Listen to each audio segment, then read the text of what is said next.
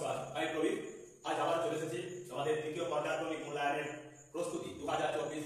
এই পর্বে আমরা রয়েছি যে রচনাধর্মী প্রশ্নের উত্তরে, অর্থাৎ যে সমস্ত রচনাধর্মী প্রশ্নগুলি অঙ্কে দ্বিতীয় পর্যায়ক্রমিক মূল্যায়নের পরীক্ষায় বারে বারে আসে, সেইরূপ কিছু প্রশ্ন এবং তাদের যথাযথ উত্তর আমরা এই পর্বে তুলে ধরব। প্রথম পর্বে আমরা তুলে ধরেছি দ্বিতীয় পর্যায়ক্রমিক মূল্যায়নের 7টি অঙ্ক এবং তাদের যথাযথ উত্তর বোর্ডেতে করে দিয়েছি। আজ আমরা আবারও 9টি প্রশ্নের উত্তর তুলে ধরবো, কারণ আমাদের এই রচনাধর্মী প্রশ্নের সাইজে রেখেছি আমরা মোট 25টি প্রশ্ন। যে 25টি প্রশ্নের উত্তর করলে তোমাদের এই পরীক্ষায় উত্তীর্ণ হতে কোনো সমস্যা হবে না। তো সেই কারণে চলো আজ আমরা প্রথমেই শুরু করছি। আমাদের যে দ্বিতীয় অঙ্ক রয়েছে, প্রদত্ত জ্যামিতিক আকারের পরিসীমা নির্ণয় এবং সেই সঙ্গে দুটি সংখ্যার লসাগু ও গসাগু যথাক্রমে 2175 এবং 145 এবং একটি সংখ্যা 725 হয়, তবে অপর সংখ্যাটি কত? এই দুটি সংখ্যা দিয়ে আমরা আমাদের এই পর্যায়ে এই পর্বটি শুরু করব। তো তার আগে বলবো, অবশ্যই এই ভিডিওটি সম্পূর্ণরূপে দেখবে, সেই সঙ্গে সঙ্গে লাইক, কমেন্ট, শেয়ার করবে। আর তার সাথে সাথে বলবো, অবশ্যই আমার সচেতন সমস্ত অভিভাবক এবং যে সমস্ত ছাত্রছাত্রীরা রয়েছে তাদের কাছে আবেদন যে এই অঙ্কগুলো বারে বারে ঘরেতে অনুশীলন করাতে হবে এবং সেই সঙ্গে সঙ্গে নিজেদেরকেও করতে হবে। তো সেই কারণে বলবো, অবশ্যই ভিডিওটা সম্পূর্ণরূপে দেখো। আর যারা নতুন, অবশ্যই চ্যানেলটাকে সাবস্ক্রাইব করো। তো এখানে এই জ্যামিতিক আকারের পরিসীমা নির্ণয় করতে হবে। তাহলে পরিসীমা বলতে এখানে এই সমগ্র যে অংশগুলো রয়েছে, যে বাহুগুলো রয়েছে, তাদের দৈর্ঘ্যের পরিমাপ দেওয়া রয়েছে, তার যোগ করলেই এদের পরিসীমা হয়ে যাবে। এখানে এই অংশটুকুর এটা পরিমাপ দেওয়া আছে 15 সেমি, তাই 15 যোগ এখানে আছে 10 সেমি, 10 যোগ এখানে আছে 15 সেমি, 15 যোগ এখানে আছে 3 সেমি, যোগ এখানে আছে 5 সেমি, যোগ এখানে আছে 4 সেমি, যোগ এখানে আছে 5 সেমি, যোগ এখানে আছে 3 সেমি। তো এইগুলো আমাদের এই জ্যামিতিক যে চিত্রটি তার বিভিন্ন দৈর্ঘ্যের পরিমাপ। এবার আমরা এতে যোগ করে নেব। 3 আর 5 8, 8 আর 12, 12 আর 5 হলো 17, 17 আর এই 3 হলো 20, 20 আর এই 10 এ 30, 30 আর এই 15 হলো 30, অর্থাৎ 60 সেমি। এই 60 সেমি হলো এই জ্যামিতিক আকারের পরিসীমা। অর্থাৎ আমাদের প্রথম পর্বের 8 দাগের অঙ্কের সমাধান আমাদের হয়ে গেল। এই রূপে আমরা সমাধান করব। এবার চলে যাবো আমরা আমাদের এই 9 দাগের অঙ্কে। এখানে বলা আছে দুটি সংখ্যার লসাগু এবং গসাগু যথাক্রমে 2175 এবং 145 এবং একটি সংখ্যা দেওয়া আছে 725 হয়, তবে অপর সংখ্যা কত? অপর সংখ্যা সমান কি না, লসাগু মানে সংখ্যা দুটি লসাগু গুণ গসাগু বাই একটি সংখ্যা সমান। এখানে লসাগু বলা আছে 2175 আর গসাগু বলা আছে 145, একটি সংখ্যা দেওয়া আছে 725। এইভাবে আমরা লিখে নেব লসাগু এবং গসাগু বাই একটি সংখ্যা, তাহলে আমরা অপর সংখ্যা পেয়ে যাই। এখন কাটাকুটি করব। যদি আমরা 25 দিয়ে কাটি, 5 দিয়ে কাটছি, প্রথমে 5 দিয়ে কাটলে 5 দিয়ে 10, 4 45, 5 9 45, 5 দিয়ে কাটলে পাবো 5 1 5, 2 22 হচ্ছে, 5 4 20, 2 25, 5 5 25। এবার 29 দিয়ে, তার মানে 29 5 হলো 145। এবার 22 যদি কাটি 2175 কে, তাহলে হবে 5 4 20, 1 17 হলো, তাহলে 5 3 15, 2 25, 5 5 25 সমান সমান লিখতে পারি আমরা 435। এই 435 হলো আমাদের এই 9 দাগের অঙ্কের সমাধান। তো এইভাবে আমরা আমাদের যে দ্বিতীয় পর্যায়ক্রমিক মূল্যায়নের প্রতিটি অঙ্ক, অর্থাৎ গুরুত্বপূর্ণ যে অঙ্কগুলি রয়েছে, তা সাইজেন ভিত্তিক প্রশ্নপত্রে রেখেছি এবং সেই সঙ্গে সঙ্গে তার সমাধান তুলে দিচ্ছি। তাই বলবো, অবশ্যই এই ভিডিওটা সম্পূর্ণরূপে দেখবে এবং সেই সঙ্গে সঙ্গে ভিডিও প্রতিটি যে সমস্ত আরো ভিডিওগুলো রয়েছে সেই ভিডিওগুলো দেখে আমরা, কারণ দ্বিতীয় পর্যায়ক্রমিক মূল্যায়নের সংক্ষিপ্তধর্মী, অতি সংক্ষিপ্তধর্মী এবং সেই সঙ্গে সঙ্গে এই রচনাধর্মী যাদের পূর্ণমান 3, সেই সমস্ত প্রশ্নগুলোই কিন্তু আমরা বারে বারে তোমাদের তুলে দিচ্ছি। তো সেই কারণে বলবো, অবশ্যই সম্পূর্ণ ভিডিও দেখে বাড়িতে বারে বারে অনুশীলন করবে। তাহলে কারণ এখনো বেশ কয়েকদিন সময় রয়েছে দ্বিতীয় পর্যায়ক্রমিক মূল্যায়নের পরীক্ষা, তো অবশ্যই তোমরা তোমাদের সফলতা অর্জন করবে। তো চলো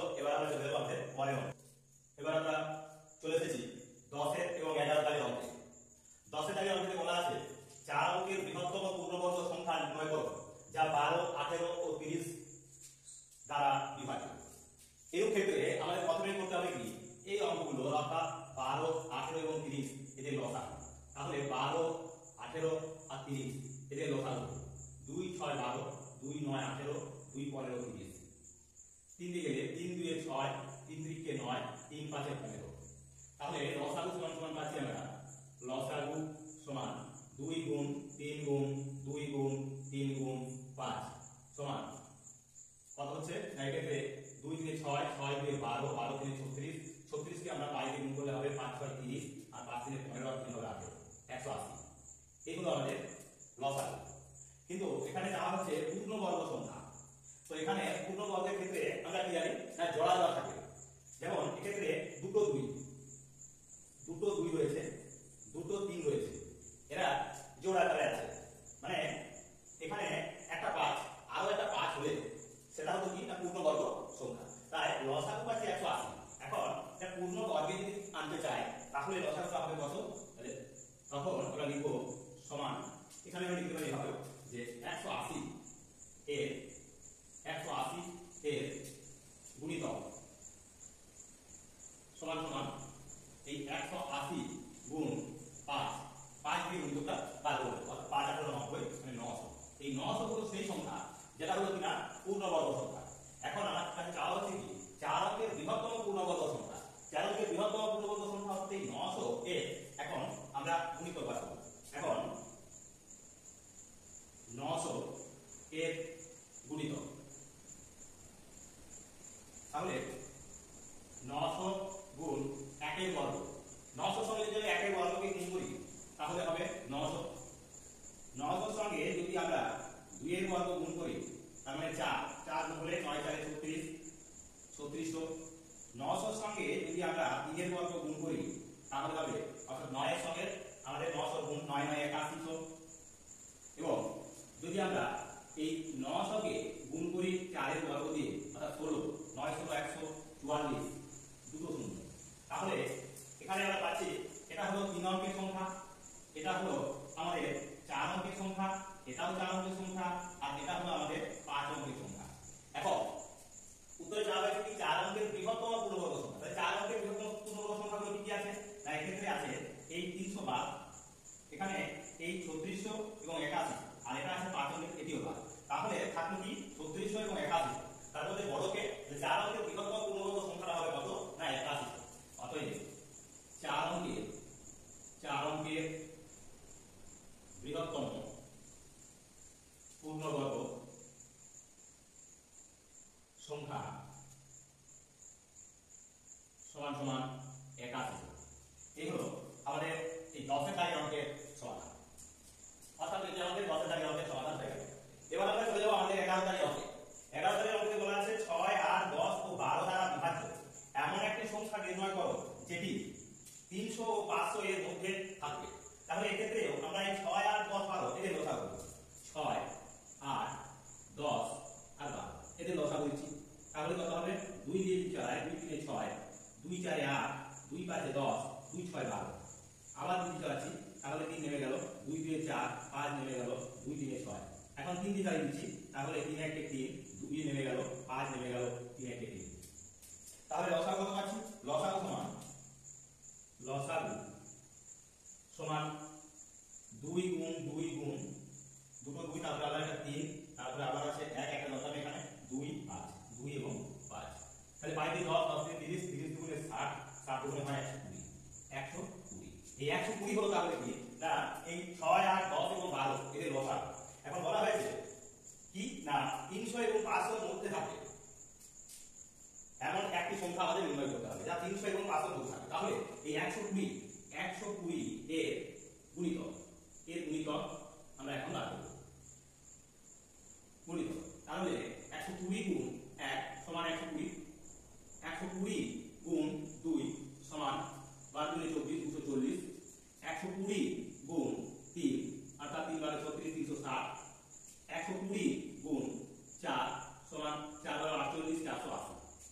এবার 120 গুণ 5 অর্থাৎ 5 12 7 600।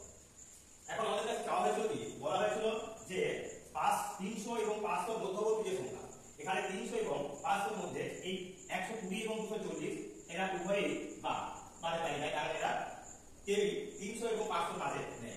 এখন হইল 360 এবং 480, 600, এই 600 সংখ্যাটাও বাদ, কারণ এটি 300 হচ্ছে ছোট নয়, আবার 500 হচ্ছে ছোট নয়, এটি 500 বড়, তাই 300 এবং 500 মাঝে নেই। তাহলে আছে কে? না 360 এবং 480। তাহলে অতএব নির্ণীয় সংখ্যা সমান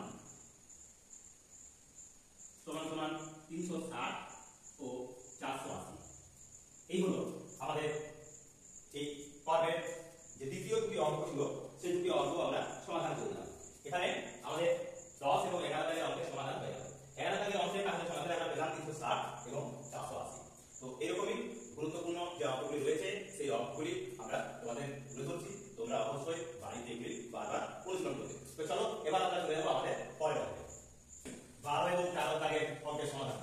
12 দাগের অঙ্কে বলা আছে একটি বর্গাকার পাত রেলিং দিয়ে ঘিরতে প্রতি মিটার 50 টাকা হিসাবে 57,800 টাকা খরচ হয়। পাতের ক্ষেত্রফল কত? এটি একটি বর্গাকার পাত, এটি রেলিং দিয়ে ঘেরার অর্থ এইভাবে, এটি রেলিং দিয়ে ঘেরা আছে, এটি রেলিং দিয়ে ঘেরা আছে, মানে এক্ষেত্রে এটা এর পরিসীমাটা দেওয়া আছে, পরিসীমাটা দেওয়া আছে। বলা আছে একটি বর্গাকার পাতকে রেলিং দিয়ে ঘিরতে প্রতি মিটার 50 টাকা হিসাবে 57,800 টাকা খরচ হয়। তাহলে লিখব অতএব বা সুতরাং পাতটির পরিসীমা সমান 50 টাকা হিসাবে খরচ হচ্ছে। মোট খরচ হলো 57,800 টাকা। তাহলে সেই 57,000 এই 57,800 কে আমরা 50 দিয়ে ভাগ করব। শূন্য শূন্য কেটে গেল, পাই দিয়ে কাটছে, এখন পাই দিয়ে কাটলে 5 একে 5, 5 একে 5, 2 থাকে 28, 5 5 এ 25, 3 30, 5 6 30, অর্থাৎ 1156 মিটার। এটি হলো এর পরিসীমা। এখন পরিসীমা সমান কি জানি আমরা?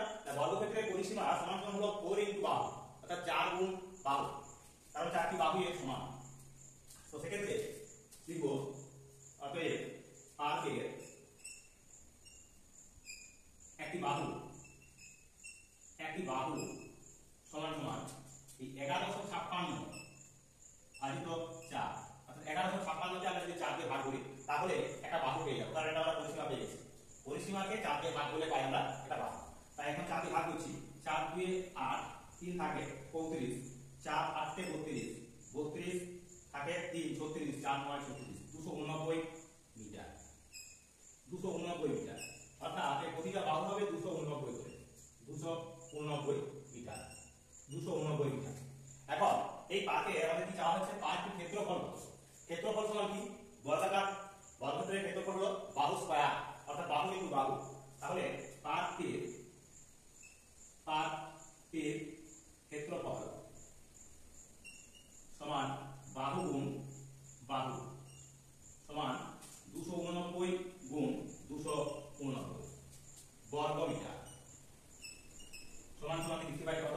অর্থাৎ 289 কে আমরা 289 দিয়ে গুণ করব। এখন 9 9 81, 9 8 72, 72 আর 8 হবে 80, 0 8 হলো 8, 9 দিয়ে 18, 18 আর 8 হবে 26, 8 9 72 2, 8 8 64, 64 আর 7 64 আর 7 71, 1 8 গুণে 16, 16 আর 7 23 গুণ 2 9 18, আর 2 8 16 আর 17, 2 দিয়ে 4 আর হবে 5, যোগ করলে হবে 1 2 8 14 আর 15, 5 7 3 10, 2 12 আর 13, 5 আর 2 7 আর হবে 8, সমান সমান লিখতে পারি 8 3 5 2 1 83,521 বর্গ মিটার।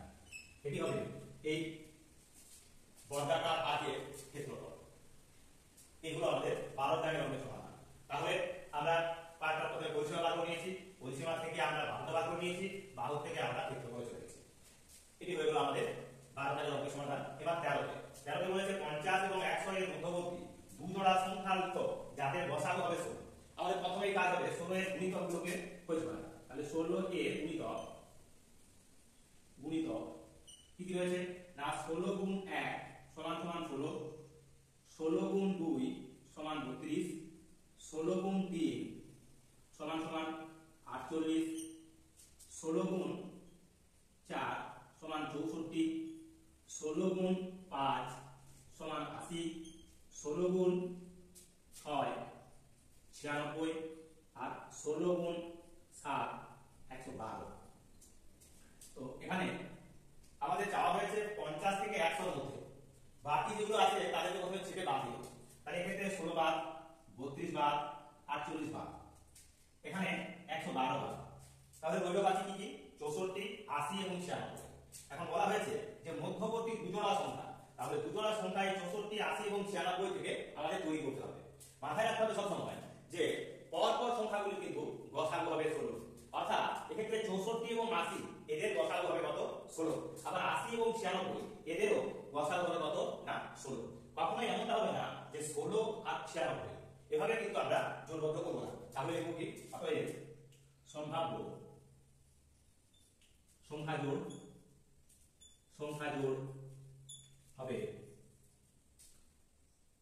64, 80 এবং 80, 96। এই হলো আমাদের 13 দাগের অঙ্কের সমাধান। তো এইভাবে আমরা আমাদের এই পর্বের 6টি অঙ্কের এখনো পর্যন্ত সমাধান তোমাদের তুলে দিলাম। আশা করব তোমরা এই অঙ্কগুলোকে খুব ভালোভাবে বাড়িতে অনুশীলন করবে, তাহলে তোমরা এই অঙ্কগুলি পরীক্ষার হলে নিশ্চিতভাবে সম্পন্ন করতে পারবে এবং সেই সঙ্গে ফুল নাম্বার পেয়ে যাবে। তো চলো এবার আমরা চলে যাব আমাদের পরের অঙ্কে। অবশ্যই এবার আমরা চলে এসেছি আমাদের 14 এবং 15 দাগের অঙ্ক। এই পর্বে আমরা এই 14 এবং 15 তার সাথে আরো একটি অঙ্ক অর্থাৎ 16টি এই 16 দাগের অঙ্ক এই পর্বে আমরা তুলে ধরছি। বাকি অঙ্কগুলি আমরা আগামী পর্বে তুলে ধরব, অর্থাৎ এই পর্বে মোট 9টি অঙ্ক।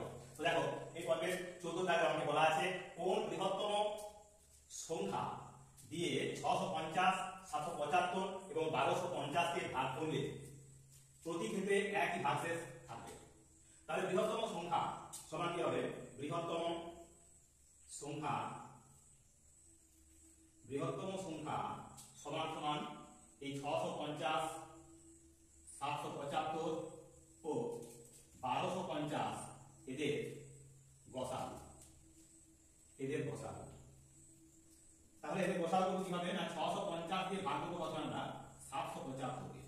একবার 650 5 5 7 2 7 125।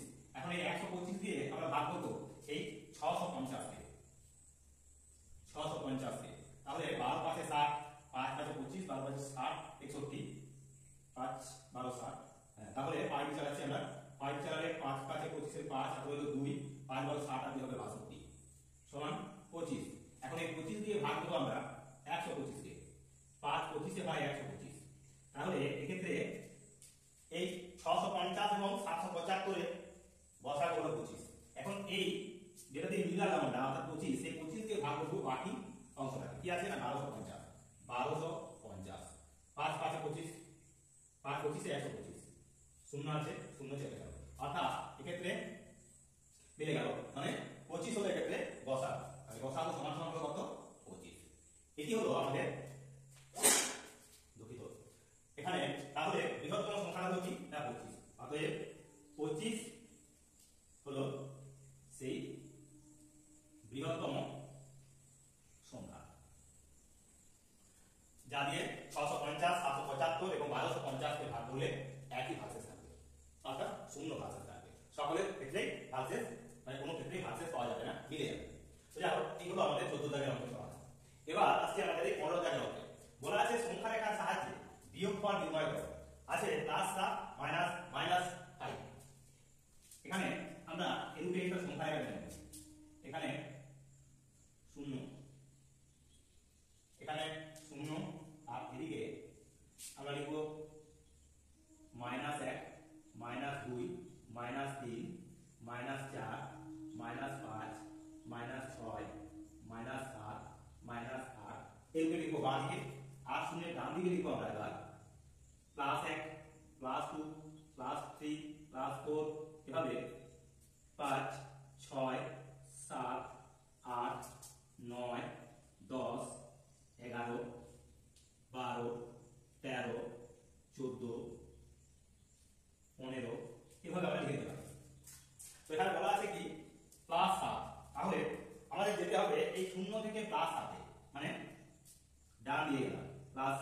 এটা হলো প্লাস 7। এখন বলা আছে মাইনাস মাইনাস 5, তাহলে এই এখান থেকে মাইনাস মাইনাস 5, এখন এখান থেকে যদি আমাদের মাইনাস মাইনাস 5 মানে হলো কি, এটা মাইনাস আছে, মাইনাসে মাইনাসে হলো প্লাস প্লাস 5, মানে সামনে দিকে যাবে, ব্র্যাকেটের বাইরে রয়েছে মাইনাস, ভিতরেও আছে মাইনাস, তার মানে এক্ষেত্রে আরো 5 ঘর আমরা চলে যাবো এখানে থেকে মাইনাস, তখন হয়ে যাচ্ছে কি না প্লাসটা কোন দিকে পাবো না এক্ষেত্রে ডান দিকে পাবো, তাহলে আরো 5 ঘর মানে এখানে দিয়ে থামবো আমরা। এটা হলো কি না মাইনাস করছি আমরা মাইনাস 5, তার কারণে দেখা গেছে মাইনাস আছে প্লাস 5 সমান সমান উত্তর হিসেবে পাচ্ছি আমরা কত না, এখান থেকে এটা হলো আমাদের সেই লক্ষিত ফল বা উত্তর, তাহলে কত হলো এটা না প্লাস 12, তাহলে উত্তর হবে এটা প্লাস 12। তো এই হলো আমাদের এই 15 দাগের অঙ্কের সমাধান, অর্থাৎ এই পর্বে আমাদের 8টি অঙ্কের সমাধান এখন পর্যন্ত আমরা করে দিয়েছি। এবার রবিবারটি আর মাত্র 1টি অঙ্ক, তাহলে আমাদের এই পর্বটি এই সংক্ষিপ্ত পর্বটি শেষ হবে এবং একসঙ্গে যখন আমরা সম্পূর্ণ ভিডিও দেব সেখানে দেখতে পাবে 25টি অঙ্কই তোমরা সম্পূর্ণরূপে পেয়ে যাবে। তো চলো এবার আমরা চলে যাবো আমাদের পরের অঙ্কে। চলে এসেছি আমাদের এই পর্বে শেষ অঙ্কে। এখানে রয়েছে কি না 25 নম্বরের একটি শ্রেণী পরীক্ষায় 20 জন ছাত্রের পাওয়া নম্বর নিচে দেওয়া, তথ্যগুলি টেলিমার্ক দিয়ে সাজিয়ে লিখে পরিসংখ্যা বিভাজন তালিকা তৈরি করো। এখানে আছে 9, 8, 12, 15, 23, 22, 25, 15, 22, 23, 25, 9, 12, 15, 23, 22, 25, 22, 15, 9। এগুলো হলো আসলে ওই ছাত্রদের পাওয়া, ছাত্রছাত্রীদের পাওয়া নম্বর। এখানে রয়েছে 20 জন ছাত্রের নম্বর। তো এখানে আমরা সাজিয়ে নেব কিভাবে না, এখানে আমরা এই সাজানোর ক্ষেত্রে 3টে ধাপ তৈরি করব। একটা হলো এখানে নম্বর বিভাজনটা দেব, নম্বর এখানে দেব পরিসংখ্যা,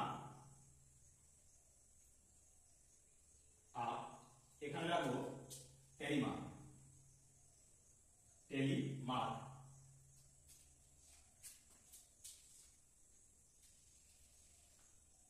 তো সেক্ষেত্রে নম্বর কত, সবচেয়ে কম নম্বর যে ছাত্র পেয়েছে বা ছাত্রী পেয়েছে তা হলো 8। এই 8 নম্বর পেয়েছে এমন ছাত্র বা ছাত্রীর সংখ্যাটা কত আমরা জেনে নেব। 1, একজনই আছে, তাহলে পরিসংখ্যা ধরে লিখব 1, সংখ্যাটা 1, টেলিমার্কের ঘরে একটি দাগ। এবার 9 নম্বর পেয়েছে কজন, 1 জন, 2 জন,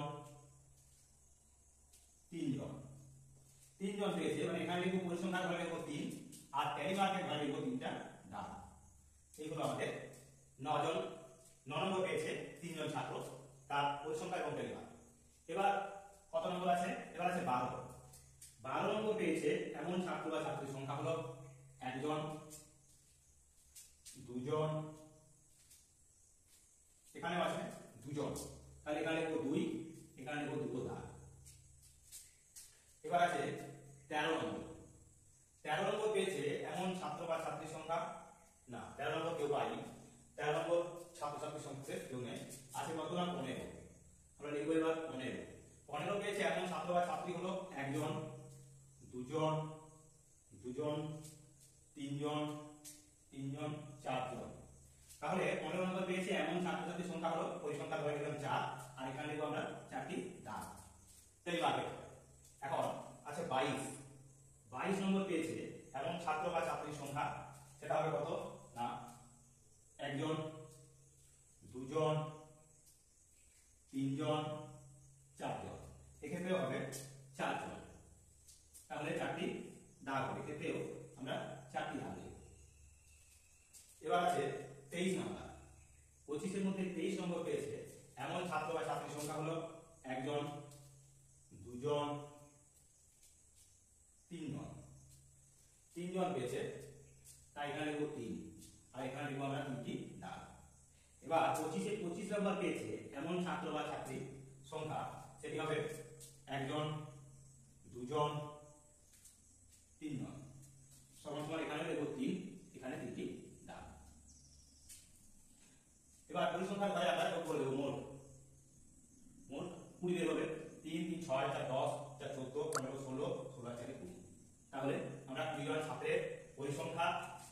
নম্বরের বিভাজন টেলিমার্ক আমরা তুলে ধরলাম।